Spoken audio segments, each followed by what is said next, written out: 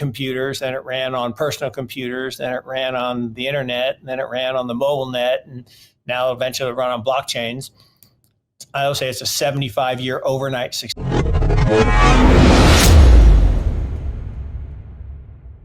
Recent reports indicate that the U.S. Securities and Exchange Commission, SEC, is closely monitoring Ethereum's transition to the final phase of its proof-of-stake consensus mechanism. The agency is considering reclassifying Ethereum, the leading altcoin, as a security.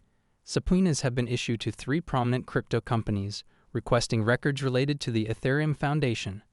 According to a recent Fortune report, this investigation could provide the SEC with regulatory grounds to classify Ethereum as a security, potentially complicating the approval process for spot Ethereum ETF applications from firms like BlackRock and others. Additionally, the Ethereum Foundation has disclosed via GitHub that it may be under investigation by a state authority. These developments come amidst growing doubts about the SEC's approval of spot Ethereum ETF applications by the May 23 deadline, similar to its approval of spot Bitcoin ETFs on January 10. According to analysts Eric Balchunas and James Sart from Bloomberg ETF, the likelihood of spot Ethereum ETF approvals has decreased to 25%. Eric noted in a recent post on X that the SEC's level of engagement with Ethereum ETFs is not as active as it was with Bitcoin ETFs last year. Despite being just 2 months away from the deadline, the agency has not been meeting with applicants or asking pertinent questions as it did with Bitcoin ETFs. Despite these challenges, Mark Yusko, founder and CIO of Morgan Creek Capital, remains optimistic about Ethereum ETF approvals. However, like Bloomberg ETF analysts, Yusko is not particularly hopeful about meeting the May deadline. He speculates that approvals may come after the November elections. Now let's share clips from Yusko's recent interview with Paul Barron.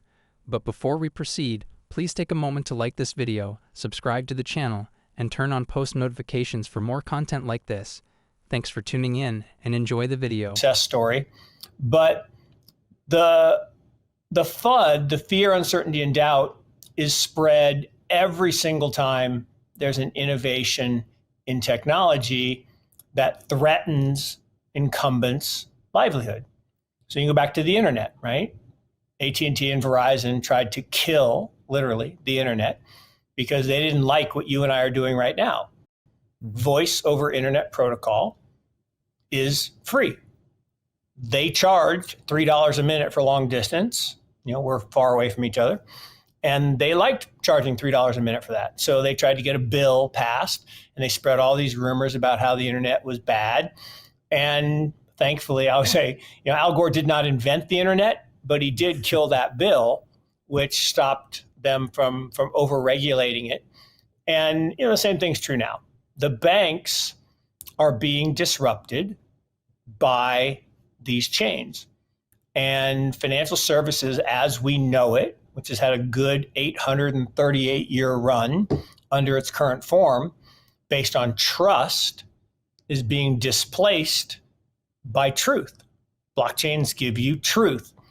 And therefore, as we think about, you know, how would you stop these chains, these innovations from happening? Well, we'll over-regulate them. Well, but you don't have any jurisdiction because they're not securities. Well, then we'll classify them as securities, or we'll try to classify them as commodities and get some other regulator to, you know, collaborate, you know, to work with us. Well, they tried that with Bitcoin. They tried to over-regulate. They tried to regulate by attack on, you know, new technology and new innovation. And what happened? The courts said, Gary, you've overstepped your bounds. And now we have Bitcoin ETFs, and they're part of the culture of the future of financial services. For sure. So now next up is Ethereum. Well, Bitcoin is better money, right? It's a blockchain application for digital gold, or as Michael Saylor says, digital property. That is the future of money. Okay, great. Ethereum's different. Ethereum is the future of global compute. And you've heard, you know, Sam Altman and others say that compute is the most valuable asset in the future. And that's true. And eventually it will be invisible, right? Like, I can't explain to you, Paul, how I can talk into this metal and glass box on my desk and you can hear me and see me in real time in HD. I would say a guy with a face for radio would like it if it wasn't so HD. But I can't explain how that works, but I don't need to, because it does. It's invisible. And I can't explain to you exactly how a hash is created for cryptography to work, but I don't need to. I just need it to work. And I need to know that once we have truth on chain, and that's different than online, right, and different than offline, right? Yeah. We used to, when you and I used to trade things, we would have to be physically proximate to each other, and we would exchange goods or services. Okay. Then online came along and you could send me an email instead of a handwritten snail mail letter, and we could exchange goods or services electronically. We didn't have to be physically proximate to each other anymore. And online disrupted the old offline world. Well, now on chain is going to disrupt how we exchange value as opposed to goods and services, because anything of value can now be digitized, can now be created as a unique asset on a blockchain. That's the mind-blowing part, right? I can take any asset in the world, create a unique asset that cannot be duplicated, cannot be double spent, cannot be challenged for who has title. It is digital property rights. And Ethereum is a global distributed network that allows certain types of transactions, as does Solana and others. We'll talk more about the differences there. So that's a long-winded way of saying it's FUD, it's expected, and the reality is the courts forced the SEC and Chairman Gensler to approve the Bitcoin ETF. Yeah. There has been no such court ruling, no such lawsuit to force his hand on Ethereum. Right. Therefore, he can do all of this, FUD campaign to make people afraid that it's not going to happen. And as we all know, people will buy the rumor, whatever that rumor is, whether it's new technology adoption, whether it's new chips, whether it's new products, and then some of them will sell the news. And so you'll get this run up in price. And then if it doesn't happen, or it does happen, they'll sell out of fear. If it doesn't happen, they'll sell out of, I'm going to take my profits if it does. And we saw that after the Bitcoin ETFs, and then they went back up. And now there's been some, downside pressure. Ethereum ran along with it, got all the way up over $5,000 and, or $4,000, sorry. And now, bam, it's back down again. What do we got going on here with investigations that are frivolous against what we're doing here to change BlackRock is going to do what BlackRock is going to do. Yeah. They are the largest asset manager in the world. I told people for a year that there was no question in my mind. As soon as they announced they were going after the Bitcoin ETF, not only was it going to get approved, they were going to be first. Right. Now, they decided to crown them all at the same time, but and look, Bitcoin has, BlackRock has applied for an ETF in Ethereum as well.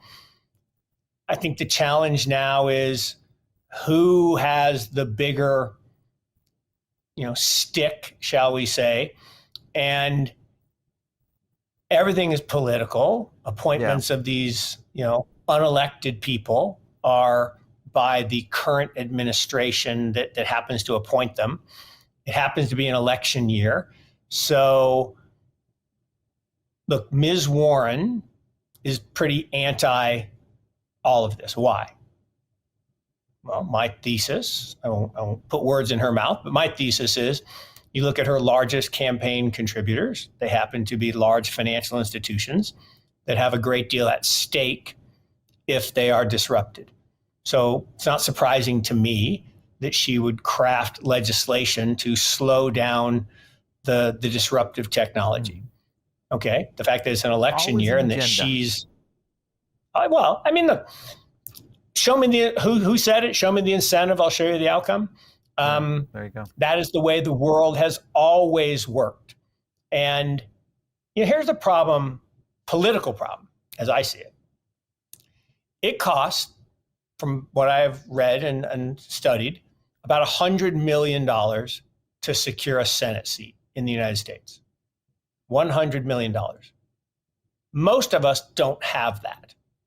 So if we want to run, unless your name is Meg Whitman, who spent $103 million or $108 million, I can't remember, of her own money. Yeah.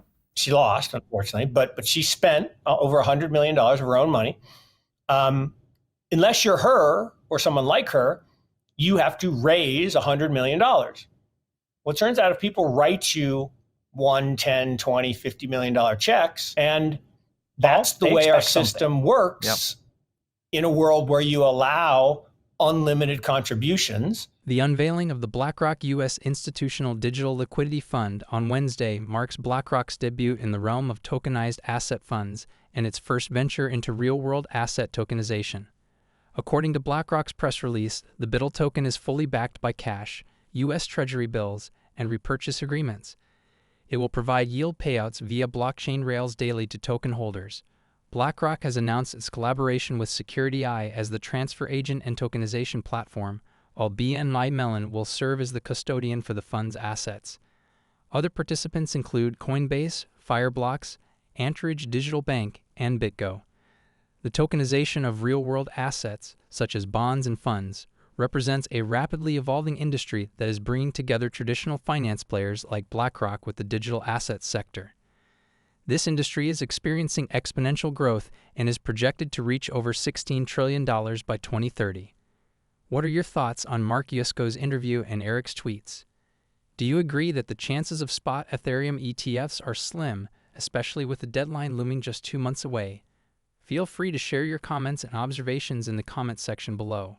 Also, don't forget to like this video, subscribe to the channel, and turn on post notifications for more content like this. Thanks for watching.